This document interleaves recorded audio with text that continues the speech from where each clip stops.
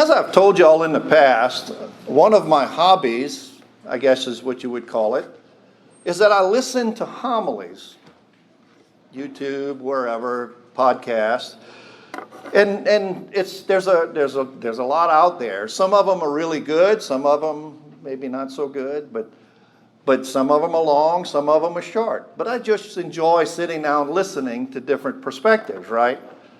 But that's not the only hobby I have when it comes to those type of things, right? I love to listen to comedians also. And as you can imagine, those of you who know me, I enjoy laughter. But I was listening to two comedians recently, and it's amazing when you can listen to someone and you feel like it's just going to be out there just to enjoy life a little bit, and you get a message. The first one said, he said, there is something that I didn't realize, and he says, it's a part-time Christian. He says, I didn't really know those existed. He said, one day I was working with the church, and the pastor asked me to call this lady. So he says, I called her, and when she picked up the phone, he said, she didn't even ask who it was. She just started chewing me out, cursing me out, all of this stuff on the phone. And then when she stopped speaking, he says, I told her who I was and that I was calling on behalf of the church. And she changed completely. She goes, oh, yes, I've been waiting for you to call. How great it is to hear from you. And he stopped. He said, whoa. We're not going to go there and act like you didn't just tell me everything you told me. He said, we're not just going to ignore that, right? He said he found out that she was a part-time Christian. And he said, I guess it was her day off. The other one, he normally does this when he's on stage, and he was talking, and he referenced something that really blew my mind, I guess you could say, because he said each and every one of us, we can imagine this, right? That Jesus stands outside of our house, stands outside waiting to come in. Remember the painting they had? And that's what brought it to mind, right? The painting where Jesus is standing there getting ready to knock on the door. And the whole thing about the painting is there is no knob on the outside. It has to be opened from within. And Jesus is waiting for us. He said, but the thing is, the problem is that we never really let him in. We go run outside every so often. Hey, Jesus, guess what I did today? Hey, Jesus, did you hear me? I was praying. Hey, Jesus, how awesome. Man, thank you so much. But we never invite him in. Because we don't want him to see what's inside our homes, what's inside our hearts. Because sometimes we're part-time Christians. And when I was preparing and reflecting, and sometimes I don't like my reflection, but when I was preparing and reflecting, I thought of a person, me, quite a few years ago. When I worked in the oil field and I was in fabrication and all of this, I realized back then, that I was two different people. You see, I would go to church on Sunday with my family. Hey, y'all, look at me. I'm here. How awesome am I? And then the guy that would show up at work on Monday was one of them that cursed and had anger issues and did, just the oil field stuff, which is not an excuse. And like I said, I had anger issues. I mean, if something would go wrong, look, I could throw something in a heartbeat. It was just a little way to vent. Never at anybody, trust me. And I helped people as much as I could throughout all of that. But I realized that guy, I'm going to say today, I would not let him in my house. I would not let that guy around my children. And that was me. And one day I realized that I can't be two people. I have to be one, and I picked this one. And I've been working on that ever since. I'm not perfect. Ask my wife. She'll tell you. She reminds me every so often. Which is a help. Right? Because now I know that I still have work to do. And you see, as Catholic Christians, we have to know that God is calling us. Jesus Christ is challenging us To put him first in our lives. To push everything else away. Stop being part-time Christians. And to be full-time disciples. Amos tells us in that first reading, and Amos is pretty blunt about what he's saying, right? He says that if you go out and you take advantage of the poor, or you abuse the poor, or those who are less advantaged than you are, God is not going to forget that. Amos has a habit of saying what's on his mind. I love a phrase that reminded me of Amos when I heard this. What Amos reminded me of when I heard it, and it was that Amos would not take his shoes off to tell you how he felt. He would just tell you how he felt.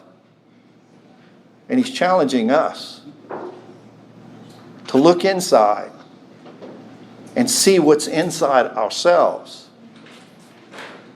Jesus in the gospel talks about this dishonest steward, right? He's going to lose his job. And I would imagine that he wasn't very nice to the people. That's why he got worried, because I'm not going to have this position. I'm going to be poor just like everyone else, and they already hate me. So I have to make amends, right? Of course, he made it with somebody else's property, but he made amends so that he could have a place to go to once he lost his job. And Jesus tells us that we need to be trusted with what we are given, to be honest with it. You see, Jesus tells us in the very end of the gospel, and that's something that I used to mistake all the time. When he makes that statement, he says you cannot serve two masters, right? You cannot serve God and mammon. Well, I used to think, gosh, I was simple, right? I used to think it was all just money. You cannot serve God and money. But mammon is more than that. Mammon is all of our earthly possessions. Everything that we put ahead of God becomes mammon. And that's the stuff that we worship. I remember an ad campaign a few years back, passed a bus in New Orleans, and it said, "Remember, Sunday is for football." Really makes you think. Who do we put first? Who do we put first in our lives? How do we clean out our lives? How do we get rid of this stuff in our lives? All of this mammon that we have collected all of these years, and put it out so that we can open the door and allow Jesus in. That we wouldn't be ashamed of him coming in and seeing how we keep the inside of our house. You see, that's what Jesus Christ is challenging us with today. To let him in. To not be those part-time Christians. To allow him in so that we can be his disciples. See, he didn't do much for us, right? Jesus, the one that was nailed to the cross. Jesus, who died for us. Jesus, who rose for us. Jesus Christ, who came here to save us. Paul tells us in the second reading, there is no other mediator between God and man other than Jesus Christ. So do we put him first? Or do we allow Jesus Christ to lead us to God the Father? Because that's what he's here for. He pours himself out on this altar every Mass so that we can receive him. So that we can open that door and allow him in. And for those of us who often or whenever, I guess time is convenient or however it works out, who still frequent the sacrament of reconciliation, confession for those who don't like the big word. How often do we go to confession? And I'm not going to ask Father because he can't tell us, right? But how often do we go to confession and we confess the sins of commission?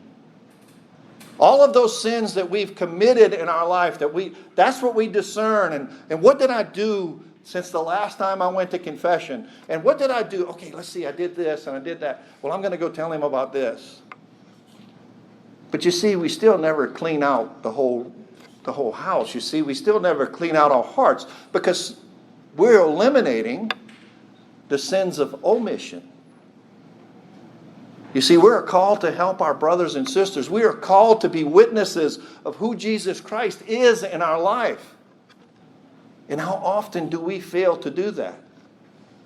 How often do we fail? Do we say, we don't run out and say, hey, Jesus, I had a chance to feed the poor today, but I didn't. We don't do that. You see, we need to start emptying those things out, those sins of omission as much as the sins of commission, so that we can put Him first, that we can get those things out of the way.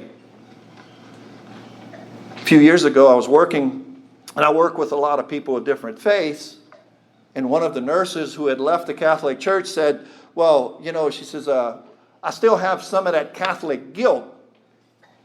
And I said, what are you talking about? Well, she didn't want to have a conversation about that. But you see, Catholic guilt is not a Catholic thing. You see, she was told that in this church that she went to. You see, it's not about feeling guilty about who we are. It's about examining our conscience so that we can empty those things out that are not of Christ. So that we can get rid of those things. So that we can open the door and allow Him in. So we can stop being part-time Christians. And I know in this world it's not easy. Trust me, I drive a lot. It's not easy. It's a whole lot easier to fuss when somebody cuts you off in traffic than to just wave to them. I've learned to wave. It upsets them. But you see, we have to be those disciples. Jesus Christ is calling us to put God first in our lives, to take out the mammon. All of that stuff that we have, all of those possessions that we have, that we tend to put in front of our relationship with Christ. So who do we worship? God or mammon?